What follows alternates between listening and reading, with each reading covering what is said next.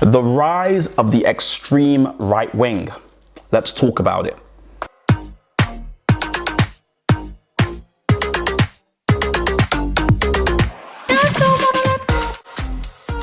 Now, the rise of right-wing extremism is something that's been well documented and unfortunately is commonplace in most of Europe.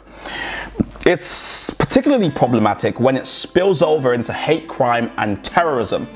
Now, it really poses new challenges for governments, not least because the perpetrators are typically lone actors and often are radicalized online. I think it's fair to say the United Kingdom has struggled to define, to tackle, and to legislate against this type of terrorism for a while now. Now, of course, the United Kingdom has an array of terrorism-related offences and that target, expression, encouragement, and even the publication of terrorist materials.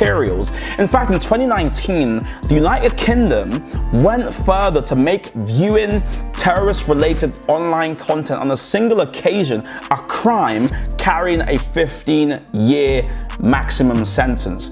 It shows you how problematic extreme right-wing terrorism is, but also how difficult and nebulous sometimes it can feel like to try and fix. America, far-right extremism is now considered a greater domestic threat than Islamist terrorism. And he starts shooting like everyone.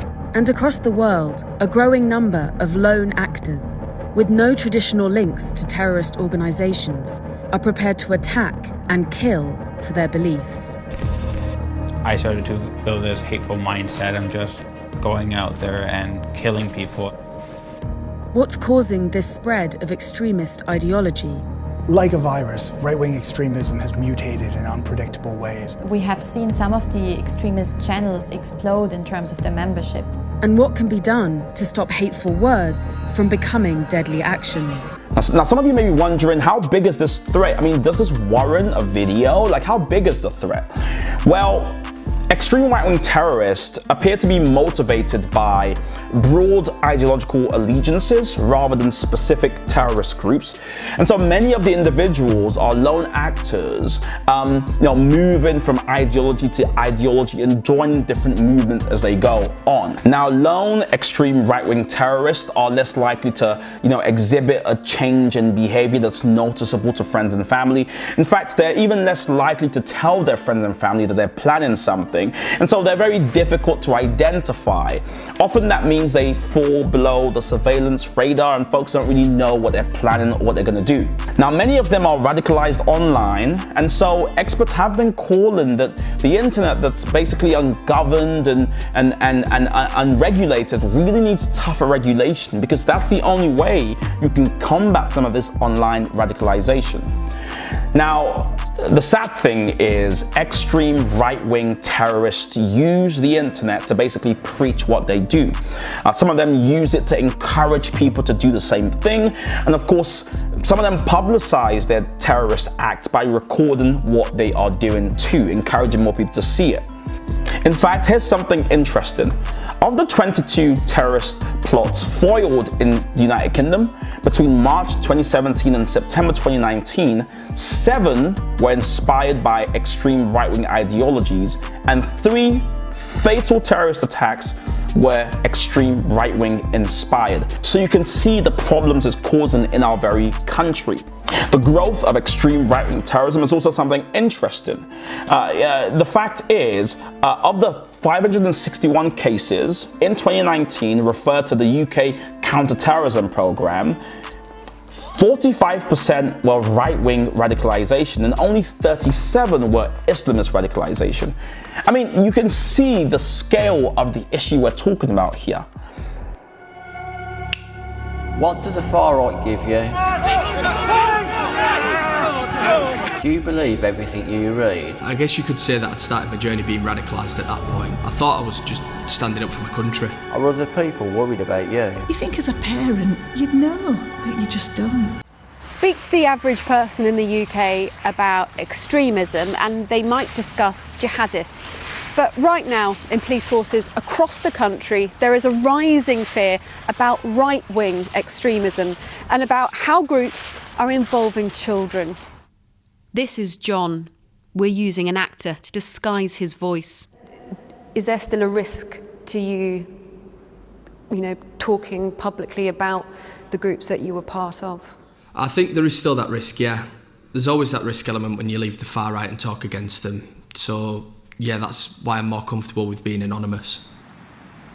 Something that's very important to be aware of is how some of these extremist right-wing groups actually cajole and bring people up to believe what they believe. One of the major things they do is to co-opt narratives and to distort them, to spin them in a way to bring more people on their side. So for instance, patriotism, which is, for the most part a great thing, is often spun to create this us versus them narrative where some people are othered and some aren't. And so being British often means exclusively being white, and being Muslim or being black is seen as something that's antithetical to British identity. Parties such as the National Democratic Party in Germany and the Third Way have been involved in organizing protests online, typically via Facebook.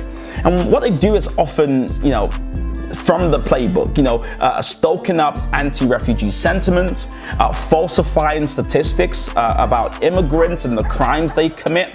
And some of them, talk about incidents of rape and child abduction by refugees. These are things that aren't true, but will use it in an attempt to start a culture war and basically use anti-immigration messaging. That's a primary tool that extreme right-wing groups use to win people over, is by spinning the truth, by engaging in fake news, and by distorting narratives so that people who are oftentimes disenfranchised, looking for a political home, are lured to that side. My first memory of the far right was when I was about 14.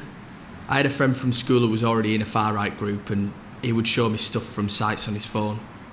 Initially, the main attraction was how patriotic they were. A lot of the people in the far right said they were standing up for soldiers in the UK, which is something that I've always felt very passionate about. But the people John met on these sites virtually groomed that initial sense of patriotism into something much more dangerous. At that point, I think the enemy in our minds was Islam, was the Muslim people. I sort of felt at the time that I was almost better than them, almost like we were worth more than them. There was one particular assistant teacher at the school who we did almost target. She had one of her parents had Pakistani heritage, and she had darker skin than me and my friend in school. And we'd say things like, "You're not really British, you shouldn't be allowed a British passport, and when we get power, we're not going to allow people like you to have a job. We're going to give the jobs to white British people." Now, research by Hope, Not Hate, found that Britain's exit from the EU, what's been known as Brexit, has actually fueled lots of discussions around loyalty, elitism, and patriotism. These debates have drawn people who maybe might be in the mainstream right, farther to the far right, as some of these arguments become more commonplace. Now, I think the blurring of these boundaries between what's, right-wing and mainstream right and what's extreme right, has been happening over the last few years. And we're seeing more and more folks and nationalist figures actually employing extreme far-right narratives about immigration, about refugees, to stoke up division, but also to bring more people over to their side.